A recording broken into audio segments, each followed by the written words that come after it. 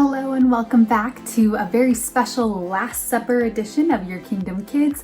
I'm Pastor Lisa and I'm so excited to continue on with the book of Luke chapter 22 today. And now we've already talked about Jesus' triumphant entry into Jerusalem, where the people were so amazed at the miracles and the different things that he has done that they grabbed some palm trees and waved them around, declaring that he was the King, the Messiah, the one that was going to come. But as we'll find out today, not everyone liked Jesus.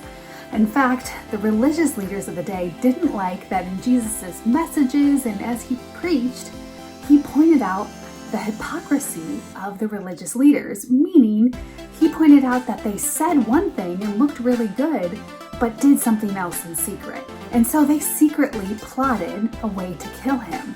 And they looked for someone who would betray Jesus. And unfortunately, they found that among his disciples, a man named Judas. And we're going to talk about him today. And we're also going to do a little experiment about how what is thought about in secret can come to life when we add some heat to it.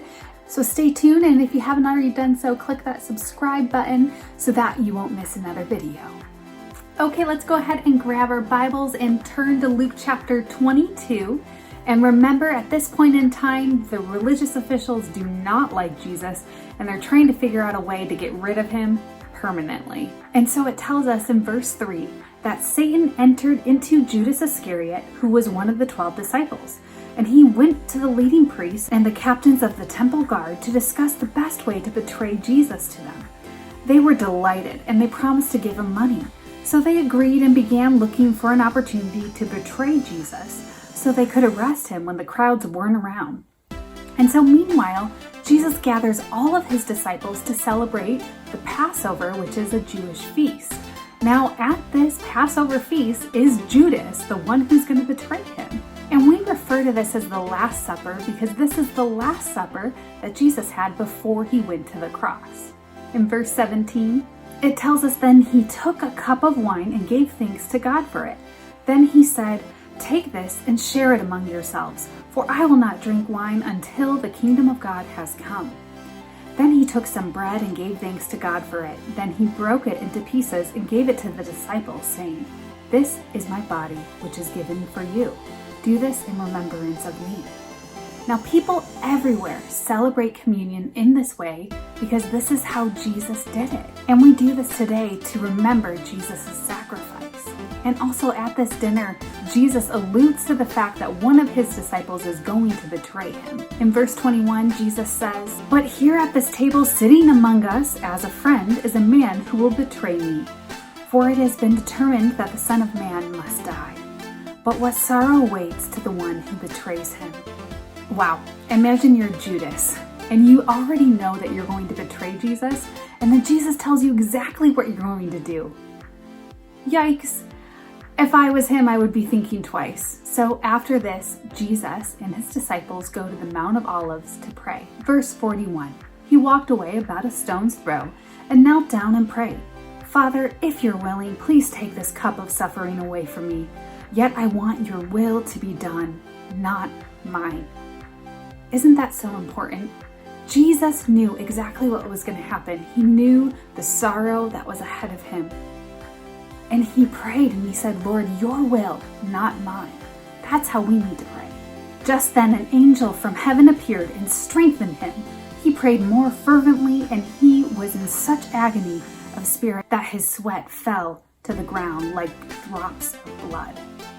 Now, this is a real medical condition. They've done studies on this, and it actually exists where people are in such agony that they start sweating blood. And this is exactly what happened to Jesus. But where were the disciples?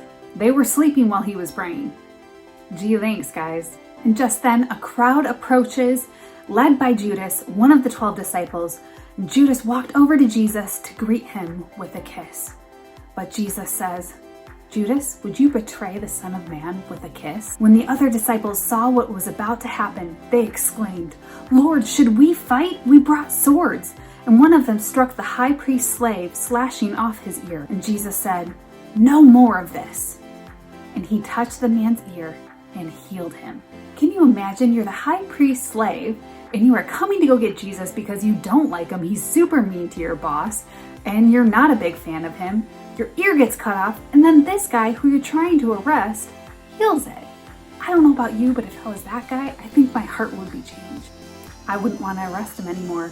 But Jesus, in fact, did get arrested and brought to trial, and then ultimately was hung on a cross, and we're going to get all to that in the next lesson.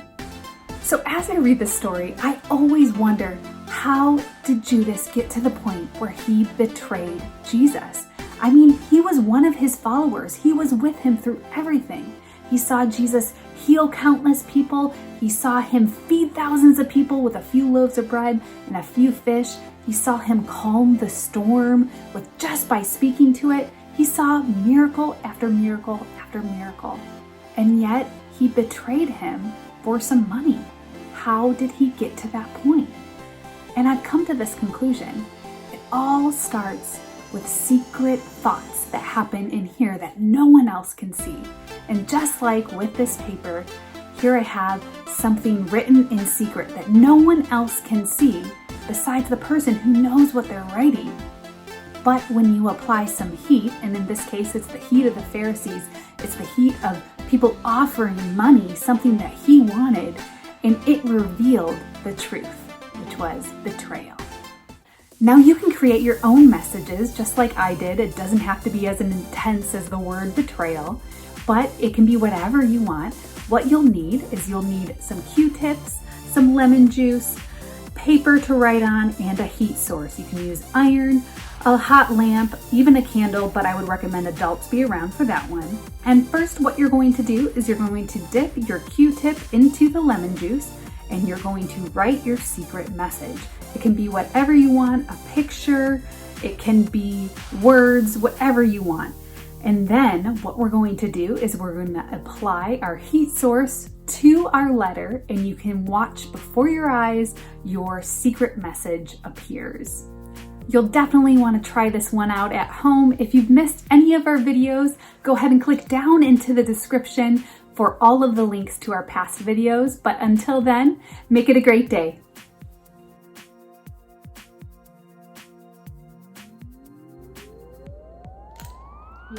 Bye.